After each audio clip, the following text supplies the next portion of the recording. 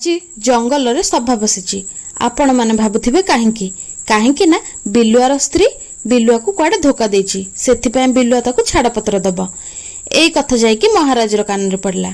महाराज पचारुचंदी बिलुआ नाना को कहिल कौन असुविधा होइछि।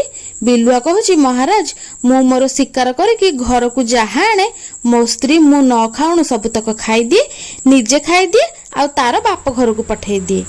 एते अन्याय मो प्रति मु केते खरा तरह बोली शिकार करुछि से कौन जानिनी कौन भोकर रहिबा पय मु शिकार करुछि।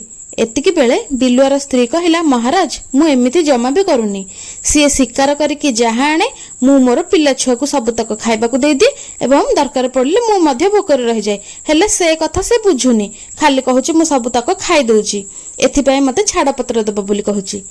एहा सुनी जंगलर राजा कहिले बिलुआ तू तोर छुआ प्रति अन्याय करुछु सेथिपय तू ताको छाड़